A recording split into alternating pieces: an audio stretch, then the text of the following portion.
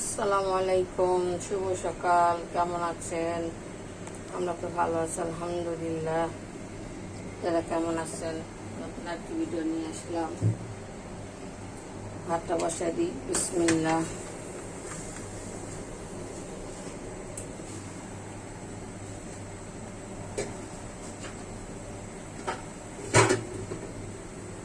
গরম পানি দিয়ে দিব। গরম পানি করা আমি বললাম প্রতিদিন গরম পানি দিয়ে তরকারি ভাত এগুলো রান্না করি, এক তাড়াতাড়ি হয় আর এক গরম পানিতে রান্না করলে ভাত তরকারি মজাও হয়। আচ্ছা, কোটা বাছা করে নিয়ে আসি। এটা হচ্ছে চাল কুমড়া, এটা হচ্ছে দুন্দুল। আজকে চাল কুমড়া ভাজি করব আর এই ধুন্দুল দিয়ে বেলে মাছ দিয়ে রান্না করব। কেটে নেই, দেখতে থাকুন। বিসমিল্লাহ।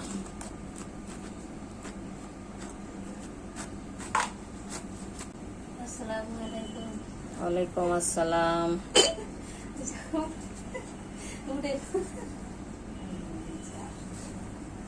তুমি আমার ভিডিওতে আসবা না?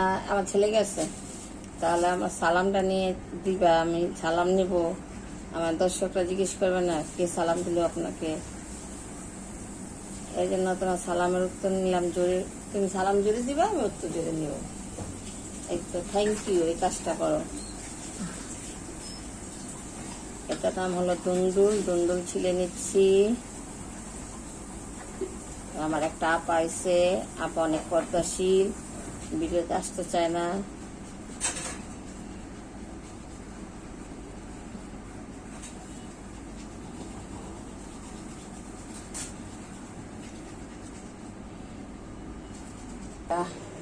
কড়াইটি বসাই দিলাম। এখন দিয়ে দিব তেল।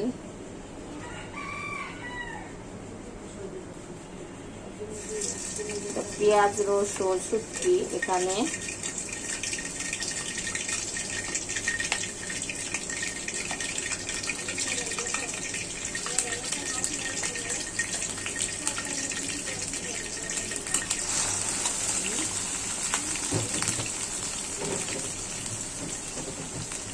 এখানে আছে হলুদ, মরিচ, লবণ।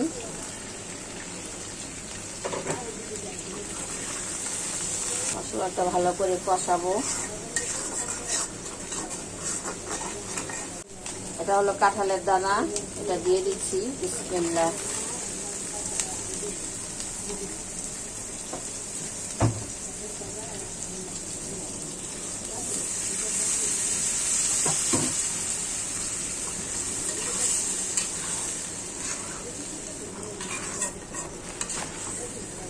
আমরা ভাবে শুটকি দিয়ে কাঁঠালের দানা রান্না করি।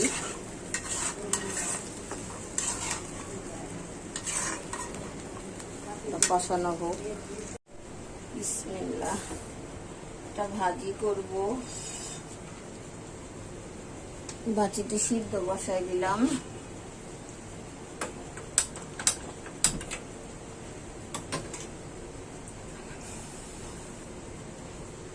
আচ্ছা, ভাজিটা সিদ্ধ হোক, ঢেকে দেই।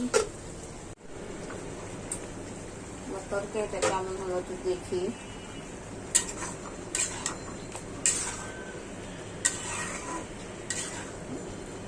কাঁঠালের দানাগুলো গলে গেছে। এখন আর একটু শুকাবো, একটু শুকিয়ে নামিয়ে ফেলবো।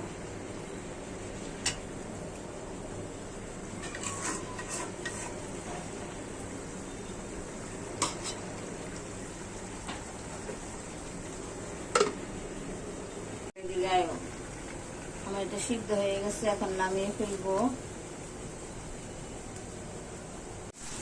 আমার এই তরকারিটা হয়ে গেছে, এখন এটা আমি নামিয়ে ফেলবো। গ্যাসটা দিয়ে দিলাম, ভিডিও গরম চালু। দিয়ে দিচ্ছি তেল। একটা কম তেল দিব, সেদিন ভাজিটা অনেক তেল হয়ে গেছিল। একটু আদা বাটা। এখন দিয়ে দেবো ভাজিগুলা। বিসমিল্লাহ।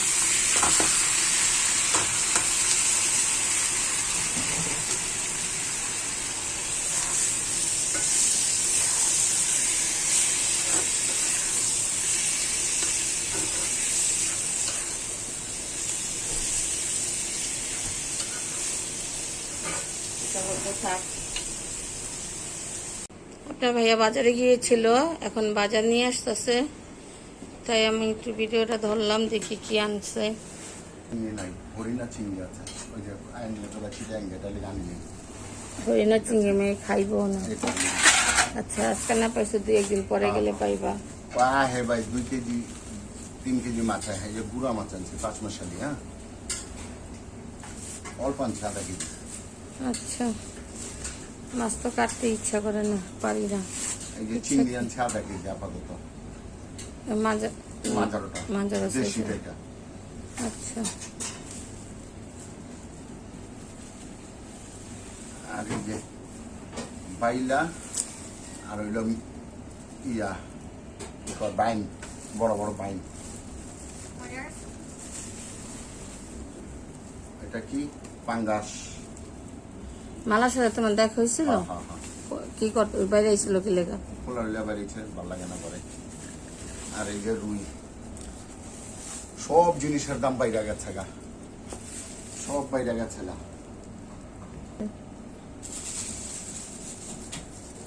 এই রুইয়ার দাম 400 টাকা কেজি, 450 টাকা কেজি। এই এটা হচ্ছে রুই মাছ, এটা হচ্ছে পাঙ্গাস মাছ, দুটা পাশাপাশি, তাই বোঝা যাচ্ছে না। আর এটা কি বলেন? বেলে মাছ। বেলে মাছ আর কি সাথে কি? এটাও বেলে মাছ আর কি? বাইন। মাথার থেকে ধরেন, কাটা তো ওইটা ধার কাটা। মাথা ধরেন, মাথা ধরলে কাটা লাগবে না। কিভাবে উঁচা করছে হয়েছে? আরো বড় আস্তে মাথা দিকে ধরতে হয়, সাইডে ধরলে সাইডে কাটা। কত বড় মাছটা দেখছেন?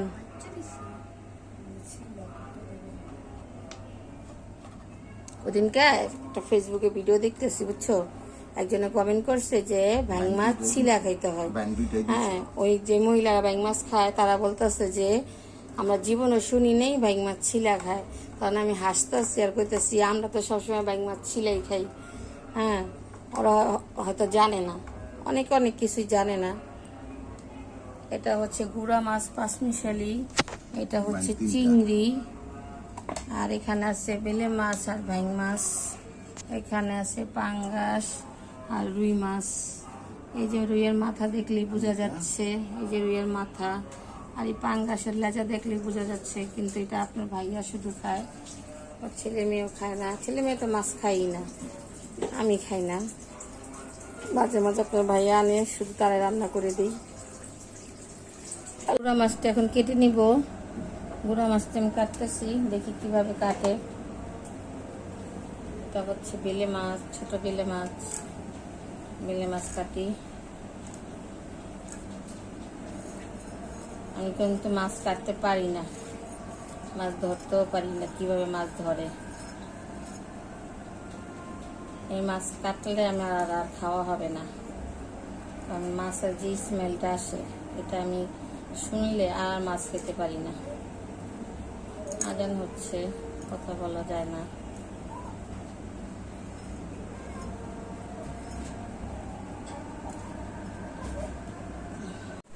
এই হচ্ছে বাইং মাছ, দেখেন বাইং মাছ কিভাবে কাটতে হয়।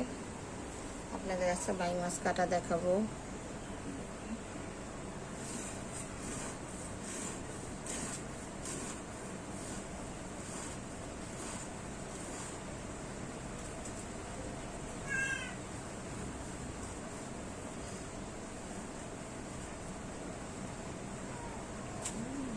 এভাবে 2 পাশ থেকে কাটা ফালাইতে হয়। কাটা ফালানোর পরে মাথা কাটতে হয়, মাথা কাটার পরে আলা চামড়াটা টান দিয়ে ফালাই দেয়। দেখাবো, কাটাটা কাটুক, তারপর আবার দেখাচ্ছি। আমার মাথাটা কাটতেছে এখন।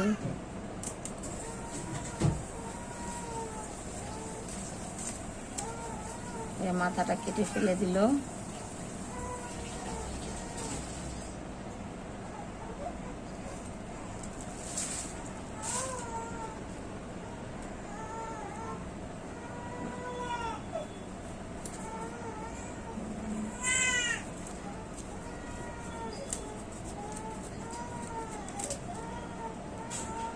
কাটা অনেক শক্ত।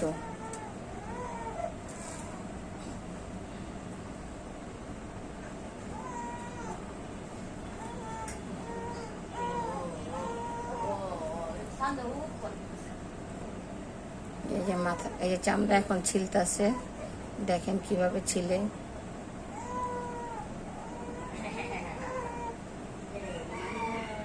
এই মাছটা গুলাম দেখতে সাপের মতো, অনেকে খায় না, আবার অনেকে অনেক প্রিয়।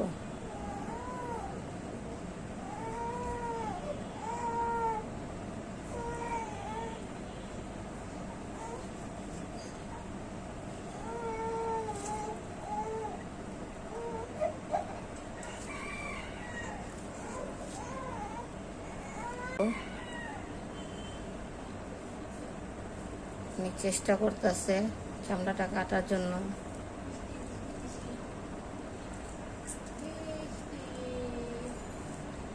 এই তো একবার ছুটে গেলে ভালো মতন টান দিলে আইসা পড়ে।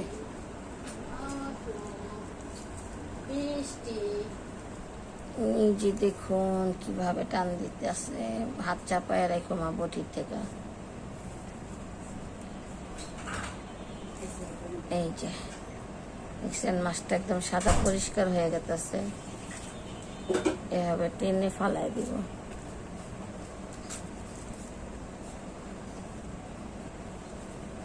আজকে কি করবা? আজকে তো একা খেতে হবে, এখন কি করবা?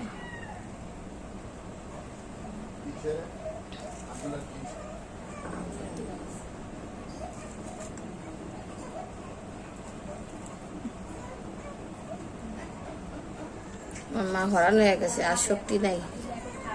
মা বটিতে হাত চাপায় সাবধানে। এই জোরে টান দাও, একটা শক্তি লাগাও।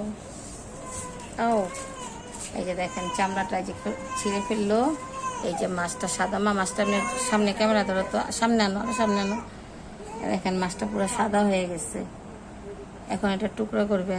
ওই মাছটা দেখাও কি করবে এখন, পিস করবো না? তাহলে কি করবে এটারে?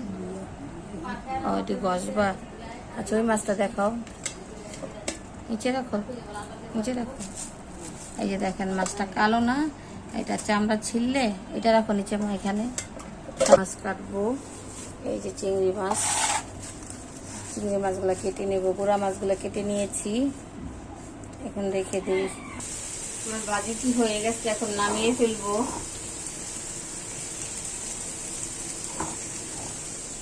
গ্যাস কম তো, পানি সহজে শুকাইতেই চায় না। পেঁয়াজ দিয়ে দিলাম।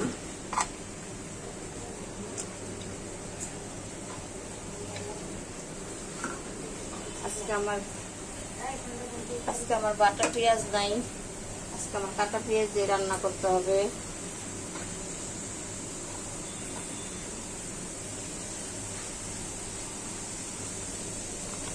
তেল দিয়ে দিচ্ছি, কড়াই এখনো শুকায় নাই। নিয়ে আসো, নিয়ে আসো। পেঁয়াজটা বেরেস্তা হয়ে গেছে। বেশ কম সহজে পেঁয়াজ লাল হতে চায় না।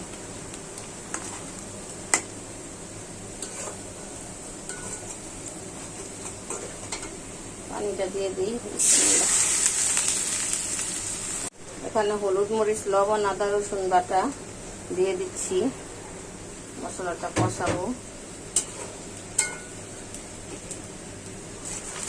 এটা আমি বেলে মাছ দিয়ে ঝুনঝুল দিয়ে রান্না করব।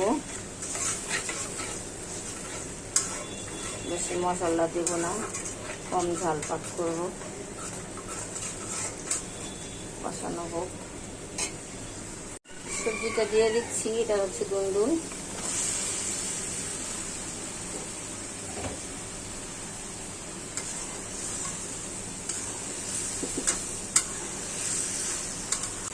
ঢেকে দিলে অনেক পানি উঠে যাবে। এখন আমি মাছ দিয়ে দিব। বিসমিল্লাহ।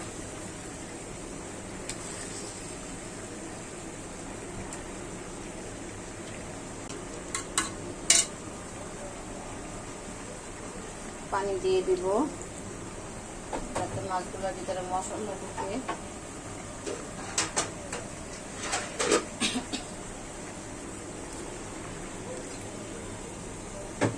অনেকে ধনিয়া পাতা দিয়ে নামিয়ে ফেলে, কিন্তু না, আগে দিলে হয় কি মাছের ভিতরে যায়, গ্রানটা সব জায়গায় যায়।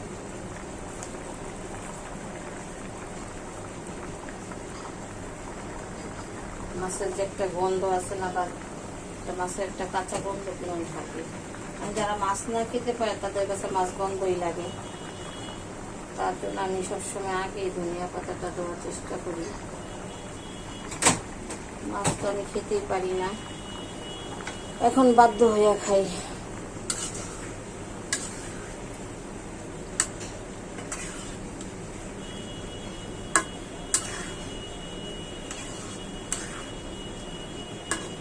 আজকে মশলা একদম কম টম দিয়েছি, আপনার ভাইয়ার শরীর ভালো না, মশলা জাতীয় খাবার খাবে না, হালকা মশলা দিয়ে রান্না করলাম।